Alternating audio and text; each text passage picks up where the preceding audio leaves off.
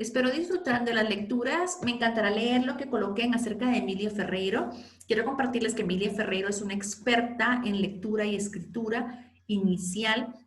Algo interesante de Emilia Ferreiro es que la tesis que ella hizo fue con la aprobación y acompañamiento de Vygotsky.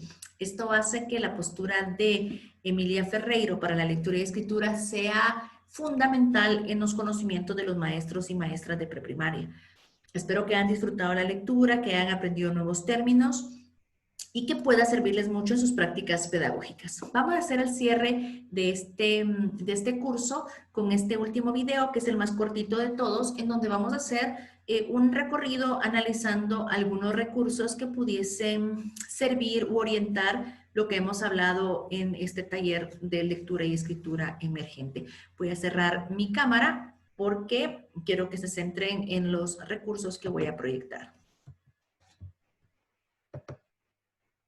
Bueno, en el caso de Montessori quiero ser bien específica que es necesario que aprendamos que hay mucha influencia de mercadeo en la actualidad que maneja Montessori como que fuera lo único, lo mejor, lo necesario, y no necesariamente es así. Sin embargo, yo quiero rescatar hoy todo lo que tiene que ver con vida práctica de Montessori, y esto significa todo aquello que permita al niño desenvolverse y generar habilidades para la autonomía. Todas estas habilidades son básicas para la lectura y la escritura emergente.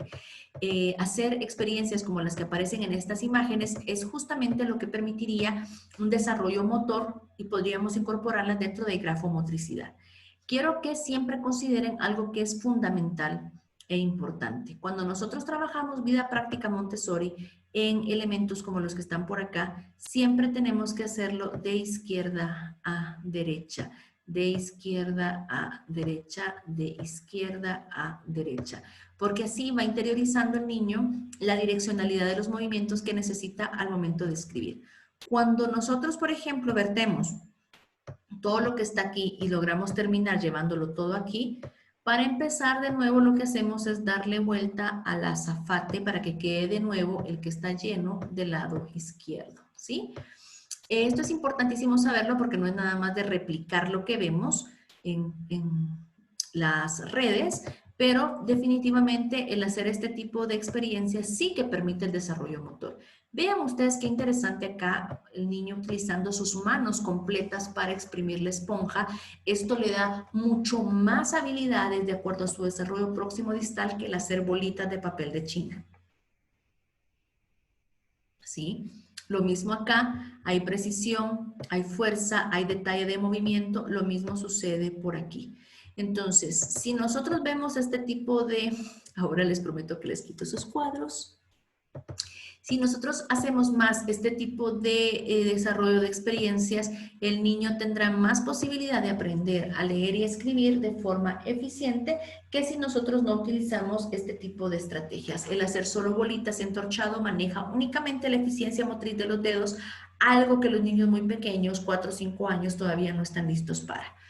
Yo sí les invitaría a generar este tipo de procesos de la vida práctica Montessori dentro del desarrollo de habilidades de los estudiantes.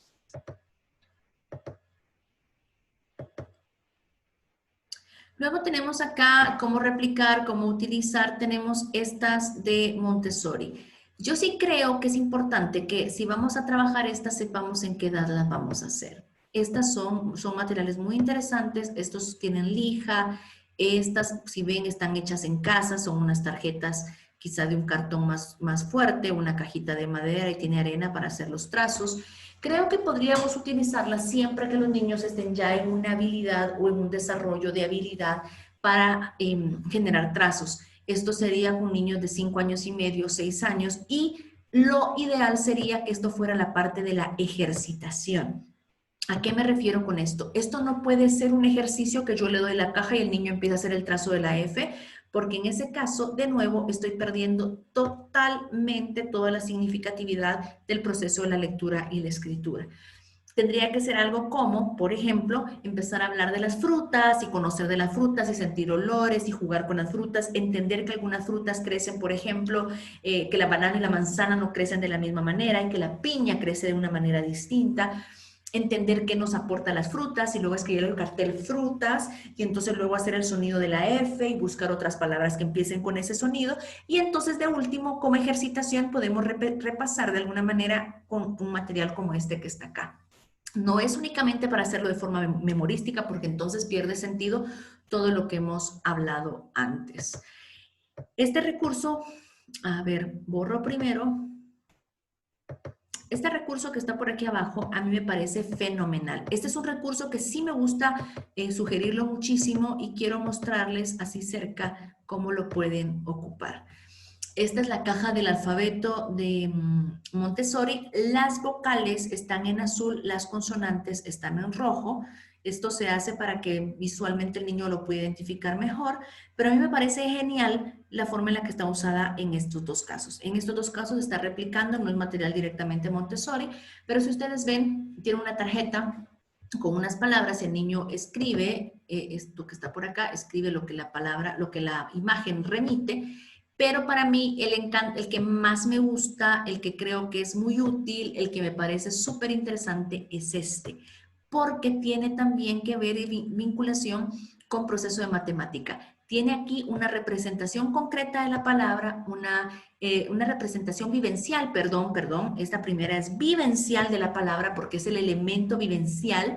Acá tiene una representación concreta porque está usando recursos para construir de alguna manera la palabra y acá hay una representación simbólica en donde él ya está usando las letras para hacer la representación de la palabra.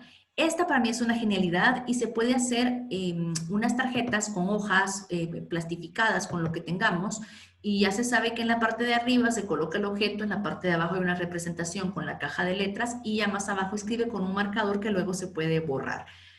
Este tipo de estrategias serían cuando los niños ya están en una escritura alfabética. Podríamos incluso empezar con los que están en silábico alfabético, pero entonces estamos hablando que son niños de 5 años y medio a 6 años. Antes quizá podríamos trabajar otro tipo de representaciones que no necesariamente tengan que ser usando este tipo de caja como recurso adicional.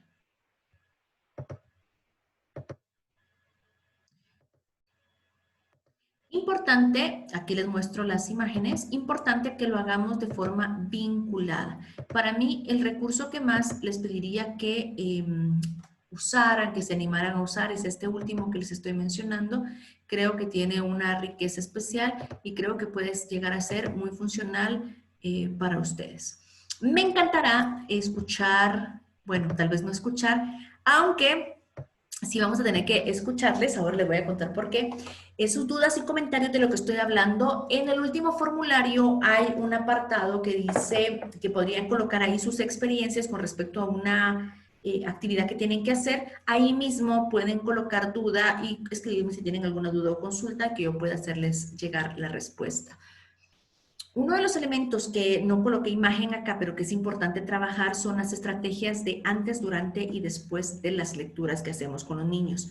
Con este tipo de estrategias trabajamos vocabulario, comprensión de lo que se lee, animación a la lectura, pero también trabajamos creatividad y también trabajamos el desarrollo de la habilidad para tomar decisiones.